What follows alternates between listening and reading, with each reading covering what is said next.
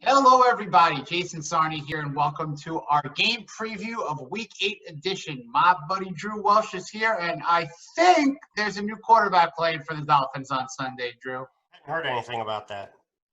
I What might have to happened? check. What? Tua is coming. He's starting for Why the first didn't time. nobody talked about this? I know. Why didn't anybody talk about this? This is the first time I am hearing this news. It's unbelievable. You think that people have a good grasp on what's going on in the world, and we let this slide under our noses. Unbelievable. So, yeah, we got Tua. We got Tua time, finally. But all levity aside, we do have also a Rams team coming in, 5-2. They come from one of the better divisions in the NFL, in the NFC West. But everybody has 5 wins in that division. But how do you like the Rams in terms of the opponent? Does that create a fear factor for Tua's debut, Drew? It doesn't for me. A lot of people are really scared of the Aaron Donald side of the house, and, he can't be stopped. Aaron Donald is scary, but he's a lot scarier when he's lined up to a Sue or somebody else next to him. When you have just this one player, you scheme against him. That's what you do. And, that's what our coaches are going to do. They're going to scheme against Aaron Donald. Get the ball out quick. There's very little a defensive tackle is going to do if you can get the ball out quick. He could try to shut the pocket down, but Tua runs. Tua moves around the pocket. He always has. He's done it all through his college. You saw it immediately as a pro. He's going to move around the pocket. And as he moves around the pocket, he's going to free up. Aaron Donald becomes a non-factor because you can say, where's Aaron Donald lined up? That's the first thing you're going to look at. Where's he lined up? You can't just hide Aaron Donald and say, oh, well, we're going to send this other guy for the pressure. The other guys, that's just not the way they work. They're one-dimensional. They're, poor players and star players. There's no real – I don't want to say poor. They invest their money in their stars, so there's only so much money to go around. Correct. And they don't have a first-round pick till 2073. So you've got all these stars, and these huge free agents, but you don't have any of the other pieces going around with them, any of the mid-tier players. If a player goes down and it's a star, you're pretty much out of it. You got Jalen Ramsey. You just don't throw at him. It's that simple. Tua doesn't throw at Jalen Ramsey. He throws at everybody else. And that's why I'm not worried on the offensive side. What are your thoughts on the defensive or the defensive side of the ball versus a very good offense that has done well a lot? That is it's matchups that I think I worry about the speed guys. Your Bobby Woods, he is a guy who could really turn. The Dolphins struggle with guys who can make those huge home run plays. So I really worry about Robert Woods. The running game is a running back by committee that I think our defense really needs to kind of come up and step up and play well as a unit, because there's not a guy that I'm scared of as a runner. They have a rookie in Cam Akers. They got Darrell Henderson Jr., and they got, Malcolm Brown. So who knows who's going to be the workhorse, if anything. But I just don't want to see Jared Goff look like he is the second coming of, Joe Montana. Another West Coast kid, California kid, loved Montana. A number 16, I believe, wears it because of Joe Montana, if I'm not mistaken. But you got to make Jared Goff go across the country and play like Jared Goff. So that means maybe 21 points. But I do think the Dolphins defense can neutralize them. I'm not terrified of anyone other than I think the big play guy in a Woods. Let Cooper Kupp get those yardage, get those catches if it's not killer third down conversion. But, take away the big play, because I think the Dolphins offense could put up some points, Drew.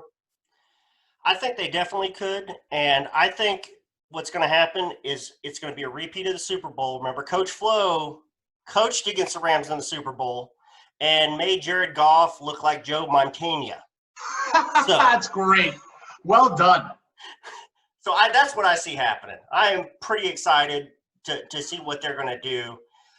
One of the things that Sean McVay, and I heard this on Locked On Dolphins, I want to give props to Kyle Krabs, and he made a good point, and it was actually a question was asked to him, was that because Sean McVay calls the offense and calls it based off of what he's seeing, does that give the Dolphins an advantage? And it definitely does, because now you just change. Okay, we know Sean McVay is going to make this call, and we're going to change everything afterwards. And they've had 2 weeks to plan for this. The Rams have had 6 days, plus having to travel across the country. So you add all that together, and it can get ugly real, real quick. This is also one of those situations where, if we're like looking at what you might have just said now, and we're kind of backtracking and wondering the timing of the start. Yeah, everyone knew that, with the Rams playing on Monday night, they're on a short week, and with the gift of the new bye week and how this schedule will materialize, this really is 3 or 4 factors are negative now to the Rams. The cross country, the short week, and you made a terrific point now, Drew, about Flores calling up against Sean McVay's system just a couple of seasons ago and destroying them, locking them down, and completely taking them out.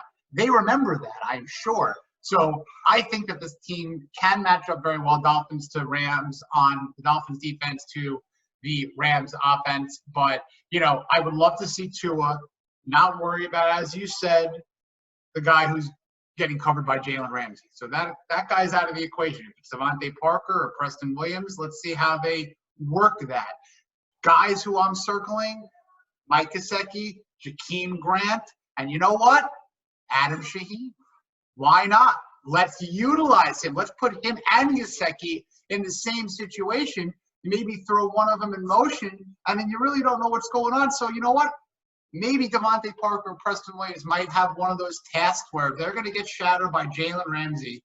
It is what it is, Let's see what happens, but it's the role players who are going to come up big, I think, for Tua and his offense. Maybe even a guy like Matt Breida taking something to the house. What are your thoughts on the non-top 3 targets? We all love Preston, Devontae, Mike. Who's going to come up big on Sunday? That's a good question, and it's something that you got to look at. Who has Tua been working with the most? So do we have a Lynn Bowden sighting maybe? Because Lynn Bowden wasn't getting as much first teams. I mean, he's fast. He's fast. Jakeem Grant's fast. You set it up, you let both of them go, and that's got to leave somebody open. I mean, you got the Twin Towers and Devontae and three-sort, Preston Williams, and then you got 2 more Twin Towers with 2 tight ends that are huge. Huge. Huge. So it's a starting 5. I mean, they could literally be like, the Detroit Pistons lineup going on into the red zone for this team. They are the Monstars. They are huge compared to their components. And it's going to be fun to see Lynn Bowden, bring it on. He would be a perfect person to have in motion. Let's say you set up a sweep. Let's say you have him actually do a jet sweep, right? And then now you're, wait a minute, Joe. Here comes the weekly. What happens if you could run the ball effectively and maybe do an RPO or a play action? If you set up the run, what could happen? If you set up the run, they have to honor the run. When they honor the run, you get to throw the ball. And what's going to happen in the middle of the field? It's going to be wide open. And who does that scream? That screams tight ends. That screams the slot. That screams guys who could maybe take a 6-yard slant like a Jakeem Grant and just make the first guy miss. And he reminds me of what Tyreek Hill could do. Not saying that Jakeem Grant is Tyreek Hill at all. So before anyone drops off their chairs or jumps through Twitter, not saying that. But I'm going to give credit to one of our newer writers over at FinManiacs, Ron Hyatt. He does a terrific job breaking down positional players and how they work to their advantage on the field, and just really everything player profiles. It's a terrific job. He made a great point that, Jakeem Grant, when working with a guy like Patrick Mahomes back at Texas Tech, was such a good utilized player with a good, competent quarterback who could deliver a perfect pass to him and just let the man work. Was Fitzpatrick able to do that with Jakeem Grant? Not consistently, really no. So maybe Tua enhances certain players' skill sets, like a great basketball player makes players better from their ability to get them worked into the offense more on the court. Tua could be that point guard that says, hey, Jakeem, you need your shot? Just get open. I got you. And I think this might be one of the more beneficiary situations for a player with this quarterback change. Jakeem Grant, Ron Hyatt said it. I'm going to give you credit again, Ron. I like what Jakeem could potentially do now. I think a huge part of what's going to open up is a true RPO offense. And you saw it, I know it was just 5 plays, but you saw it. Tua was physically holding the ball, reading the defense as the play was happening and making a decision whether he was going to hand it off, throw it. Don't run with it a lot, please, and slide, Tua. Slide. But you make the decision based off what they give you, and you can do it after the ball is hiked. And that's really the advantage there, because if you did change the picture, like Flores likes to do on defense, but if the defense decides to change the picture, well, the picture has to change as the play develops usually. I mean, you can send a guy late, but that only works so often. That can't be a regular thing. So that being the case, he gets to see what the picture is and then react to it. And as long as the line holds up, and the line has held up so far this year, I think it's going to make people make mistakes because they have to. They're not going to have a choice. You can't just – I don't think they're going to be able to just line up at the 15, 18-yard line and not drop any deeper back, because they got to be afraid that if they do, that deep cross that has torn the Dolphins up all year, Tua can throw that, make that throw. Jakeem Grant can run that. And once Jakeem is in front of you, he's going to stay in front of you. That's it. That's all. 100%. I mean, there's speed on this offense that it's almost like it's timely speed. If you deliver a pass to a guy like Jakeem Grant a little bit off and in stride, 6-yard gain, and then he'll get hit. Same with Gesicki is different of a body structure as they are. If you hit Gesicki in stride, he becomes like the juggernaut with his ability to just gracefully run down the field. But if you get him in a situation where it's a boom, boom play, hey, he's going to try to catch the ball, and then he's going to get hit right away. But if you just get him on that move, that beautiful basketball-like pass where it just seamless, doesn't even have to put the ball on the ground, just step and a half to the layup or a dunk. That's what this offense needs to do, which I think Tua will be able to bring to the table, especially with that RPO setup. And, Drew, I got to tell you, the second that we might see an exotic package, with a Bowden or a Breida or anything that they could do that might scream, wow, this team had 2 weeks to prepare. This is new. That's what I need to see. I don't care if it's one time that causes McVay to call a timeout. That's a win. That's a play of a win, getting him to burn a timeout. Give me some creativity, Chan Gailey. Bowden, Breida, and Grant sweeps. Please, bring it. And you know what? Bring Shaheen and Gesicki as kind of those blockers, and you only have 2 wide receivers on the outside. And this way, all right, hey, Jalen, I'm just going to hang with you for a little bit. Cool. You want to take a run? Let's take a run.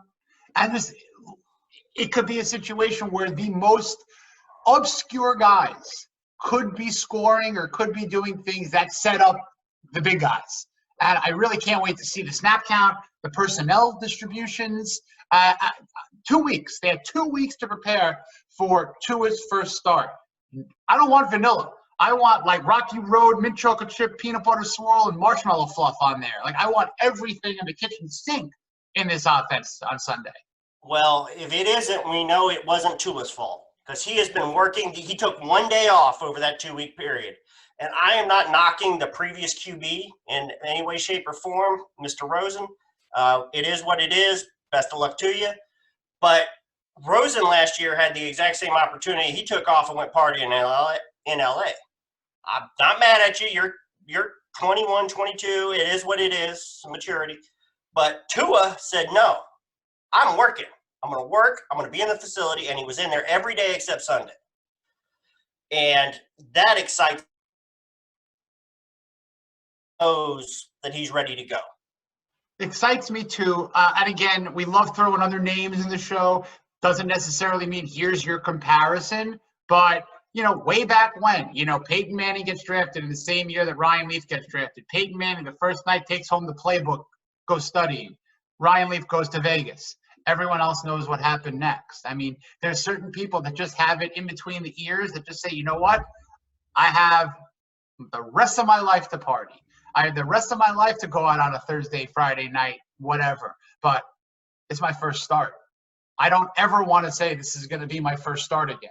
This is going to be the last time, hopefully in a decade plus, in a decade and a half, that there will be any question. The only time I don't want to see Tua starting is when? Week 17, when they're putting him on ice because you just want to rest him. Because the playoffs are already taken care of. That's the only time until I'm way old and gray, basically. Because give me 20 years of Tua, and I'm in that territory. But I'll be fine with it. So you got to do it right, Drew. You're a man who knows in business timing is everything. This is a business and a football decision that the timing is right and the execution has to be there. Has to be. Absolutely, and I think it is. And I know a lot was made about the Dolphins organization and who made what decision, and it doesn't matter. It doesn't, because they came to it as a group consensus that, hey, we're going to do this. Yeah, Chris Greer may have been in the meeting, and he probably was asking the question, okay, this is the second time we've had a first-round pick on the roster. Where is the future of this team? And is the future now? And if you're telling me no, then we got to go draft another QB. So either you're ready to start using the QB we have, or we have to start thinking through some things because I still have 2 first-round picks the next year. So Brian, what do you want to do? And Brian said, let's roll with Tua. I don't know any of that. I'm making this up out of the top of my head. I'm just saying if it went down like that, it went down like that. It makes too much sense for to think that it didn't, though. It's almost like it's such a different situation still, Drew. It's like with all these draft picks, all this timing, the timing just seems right, you know?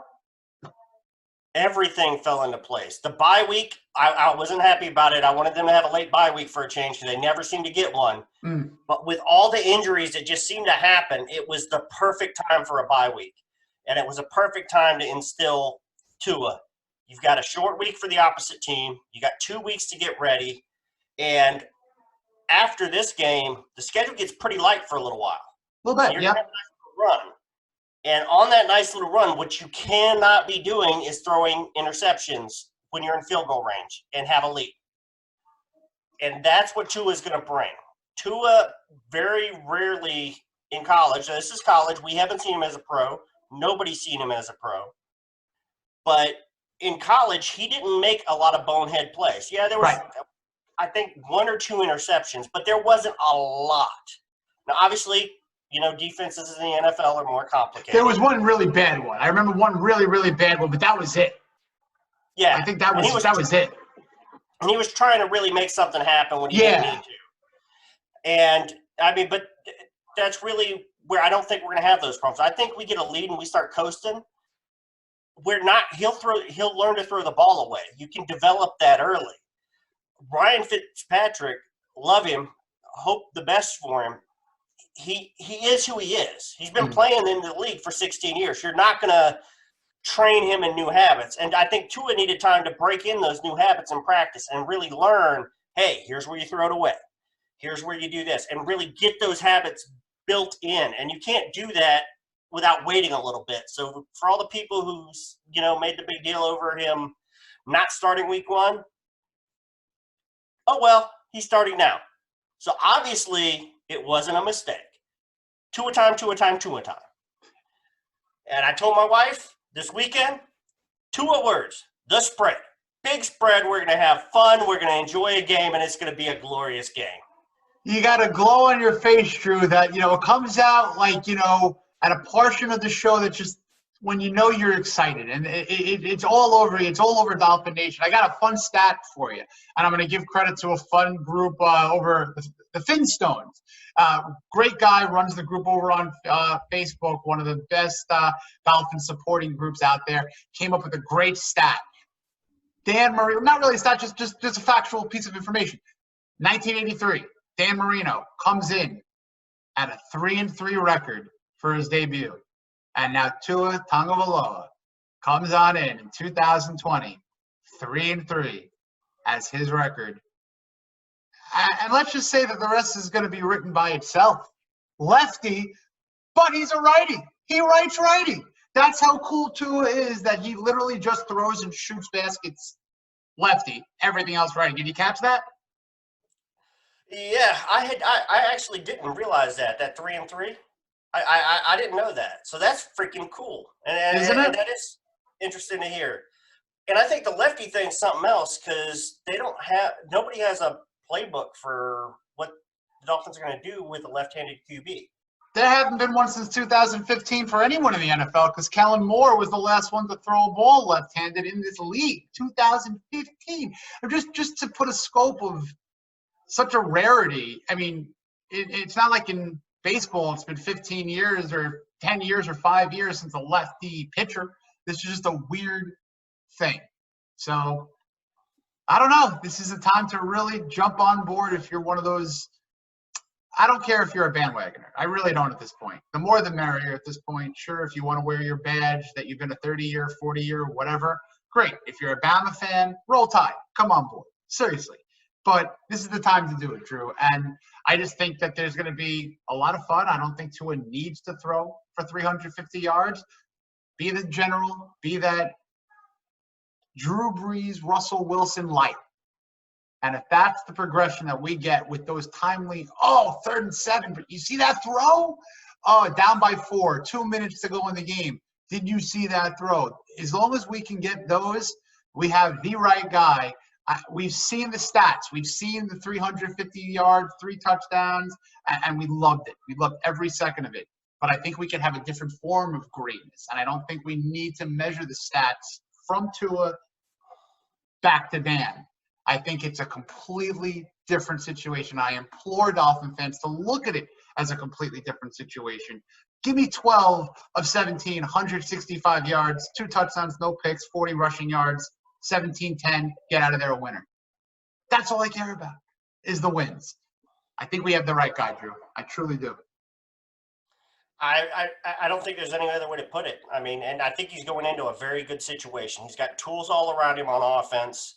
He's got just really tall guys he can throw it up to, especially if the game's tight, that he can throw it in places only they can get. He's got the first functioning O-line since, other than 2016, the one playoff run, the first functioning O-line we've had in a really long time. 2008, really, you could say that line just worked. It just worked. Yeah, I mean, you put all that around a young QB, and you've got a really good defense that can change things up. I know a lot of people like to bag on this defensive player missed this or that or the other. It doesn't really matter. I mean, everybody's going to miss a play here or there. It happens. It's part of the game. But overall, are they making the plays? Did they get the turnovers? Are they winning the turnover battles? Yes. Are they keeping the opponents from scoring? Yes. As long as the defense is doing those two things, you can keep all your stats. I don't care. Get the W. That's what we're here for. You play to win the game. Original quotes, Drew. That's what we do here. We do original. Oh, someone said that, right? You play to win the game? I think I heard somewhere. Sometimes you get an organic thing going. You think you have something. Diddly poo. What can you do? We'll try again later. Of course, we'll come back for the playoffs. Playoffs? You want to talk about playoffs? I think we're going to win a couple more games, but now that we had some extreme fun with some sound bites, I'm just worried about the Rams because I don't want a situation where they are who we thought that they were. I digress. Now I'm done with the broadcasting bits and coaches sound bites. So anyway, if anyone got all those, then you're my age and Drew's age, and we all love you. So let's get score updates, Drew, or not updates, predictions. What do you got? Give me a score.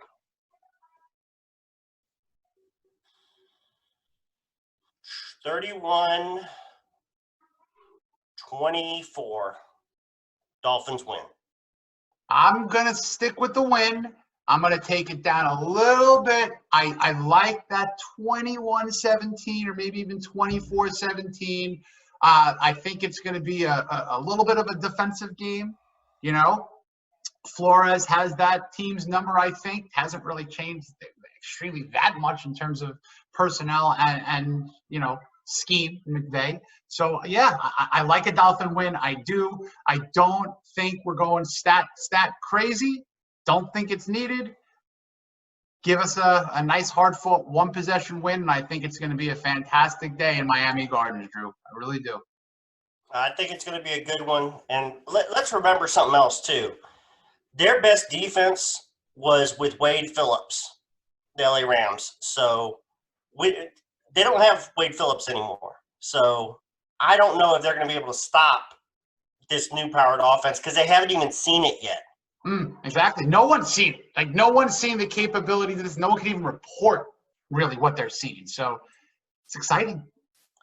It's like the Patriots week 1. It's totally unseen. And the difference is this time it's the Dolphins' turn. Absolutely. And I got to say, we'll leave with just this. I mean, you got 10 games left. Can Tua go 6-4?